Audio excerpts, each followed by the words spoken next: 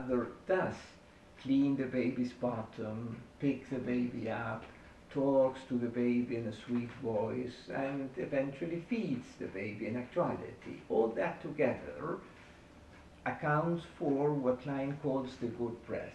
It's not the mammary gland, or at least for sure not the mammary gland alone.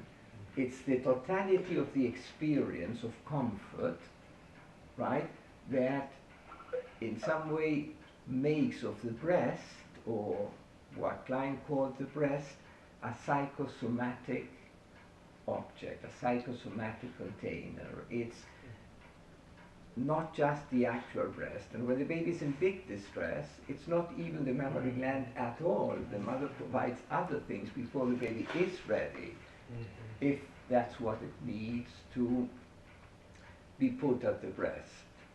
But all that is experienced as a good breast, right?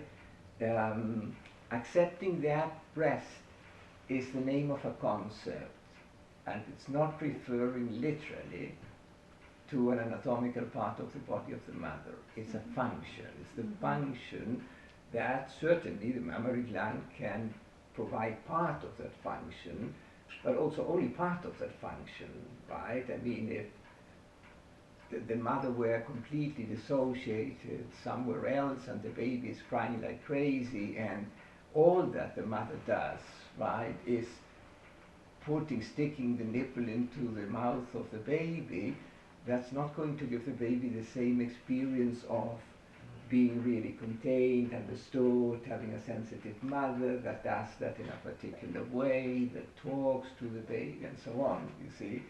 That would be only a physical experience, wouldn't give any psychological comfort. Now, in the psychotic, and this is what you were after where all the question came from, was it, I think, Julie who commented on that or asked about that, right? In the psychotic, where what is hypertrophied is the apparatus of evacuation.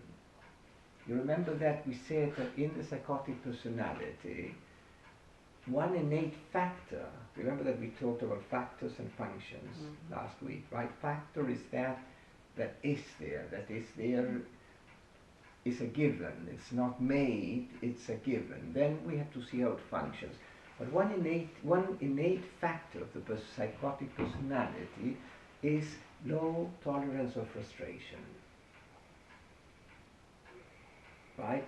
The low tolerance of frustration makes such a personality to resort in excess to ridding itself through projection, through evacuation if you wish, of anything that causes displeasure or pain, which for the matter is just two words to say the same thing, right? For such a personality, the bad breath will be there more often than not, meaning that most experiences of lack of comfort or lack of milk or lack of mother's presence will very quickly, in much less time than in a normal baby, count for and be experienced as something really bad is happening to me or is being done to me. I can't bear it. I need to get this out right away. Doesn't matter how. For such a baby or such a personality, it happens in psychotic patients, projective identification, that is ridding yourself of displeasure, is mistaken for getting in something good. But in reality you didn't get in something good, you only got out something bad. Therefore it's a mechanism that impoverishes the personality, because yes, you're ridding yourself of displeasure by projecting it out into others, but you're not getting in anything good. You only make yourself believe that this is as good as it can get, and it is as good as getting something good. And this is the psychotic personality that does that. Exactly. But there's a little bit of psychosis in everyone. Yes. Okay. except for me. Well, the fact that projective identification, among other functions, serves as a defense from pain, or a defense from anxiety, or a defense from unpleasure, which are all synonyms for that matter, and that we all resort to projective identification sooner or later, but in different degrees. We don't hypertrophy our apparatuses of projective identification. Would you say, though, it's more on a linear scale when you say that we all have degrees of psychosis?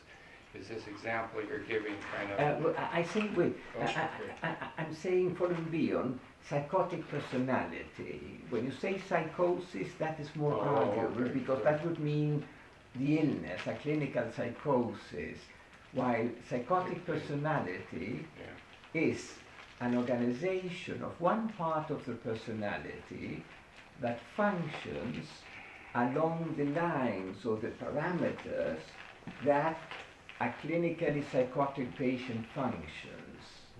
But it is only one aspect in you, in all of us. It's not that you go clinically psychotic. Yes, I remember you explaining that in another session, the difference. Right. So this part of the psychotic personality being the degree of how much we get, is it, or would you say, is related to how much of the pain and tolerance that we can take or not?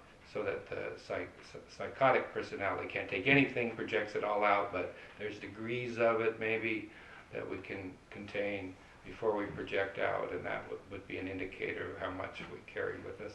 That is correct. And in addition to that, since we have, according to Bion, also a non-psychotic personality, so much so that Bion says, even in a clinical psychosis, in a deeply schizophrenic patient, there is a non-psychotic personality obscured or eclipsed or hidden by the psychotic personality.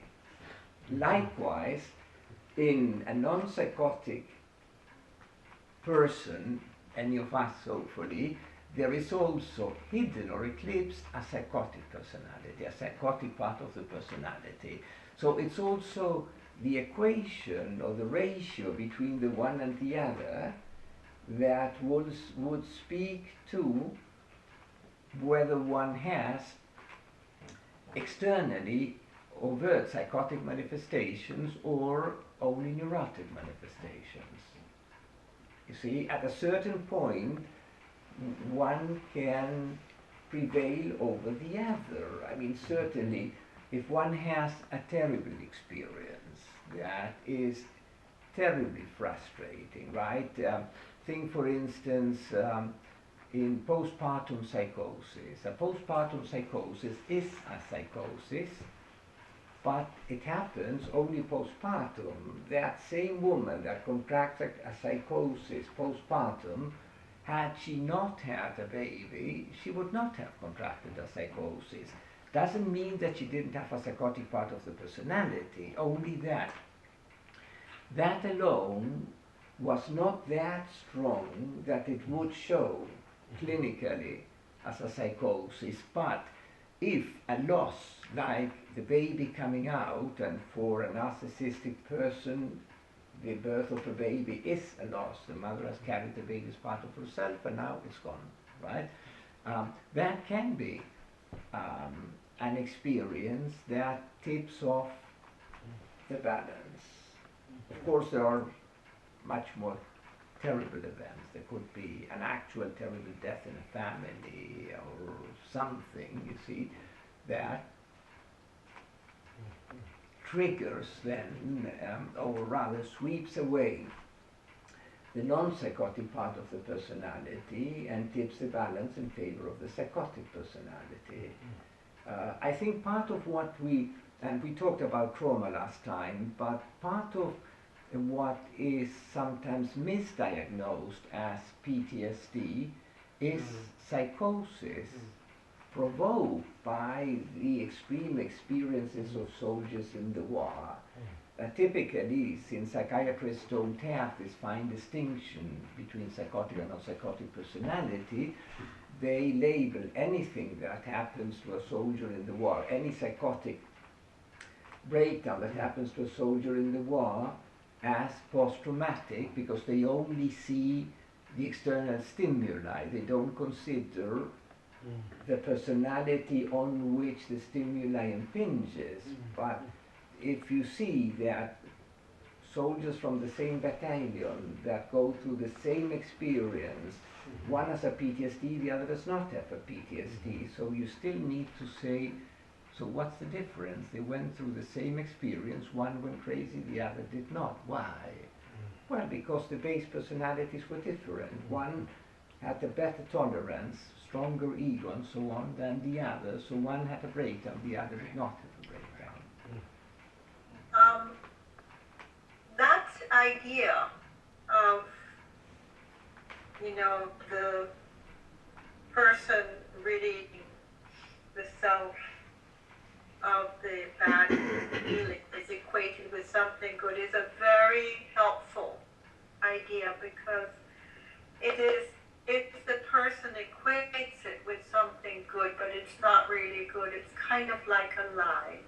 Yes. And the personality is then starved from the experience of satisfaction. Yes. So that there is no real satisfaction and the personality can't grow. Exactly. Absolutely. Yeah, so it's so helpful. And I think we can perhaps, I think it was said in the book, that it doesn't have to be a full-blown psychotic personality, but that perhaps there are pockets. Yes, correct, yes. That can occur, right? Correct. Yeah. I'm trying to think of a clinical example there, I probably. could give you one. Pardon me? I can give you one. Go from a ahead, patient please.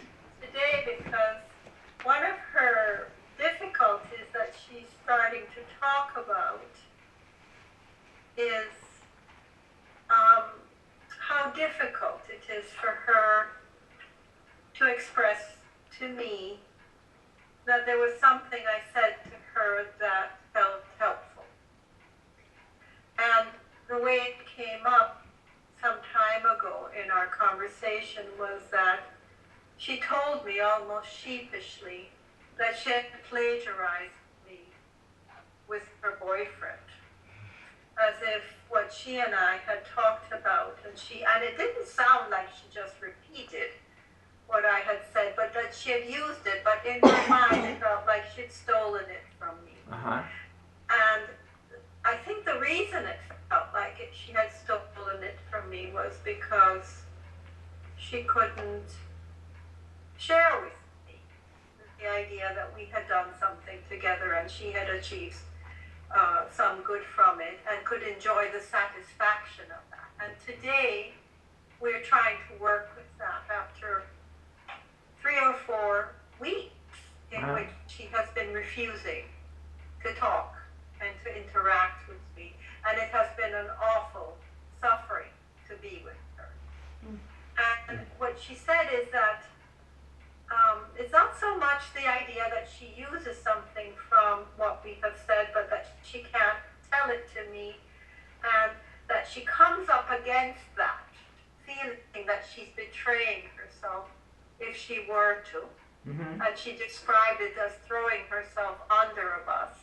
Oh, I see. By which she means sort of blaming or sacrificing herself.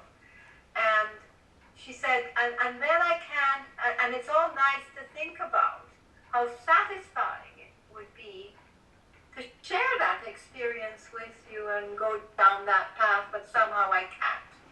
And then she ends up feeling like she has very little resources. She wants to have a baby, and she's feeling like she doesn't have the resources to care for that baby, the emotional resources. So I think it's so helpful to think about how that is related to. I don't know if it's an example that's helpful, but for me it was. Well, Yes. I'm thinking about the projective identification, when it can be used as a communication. You want the therapist to know something, or it can just be to evacuate. Yes. And when the client just wants to evacuate this, they don't want you giving it back to them, No. because then it's horribly intrusive and bad. How dare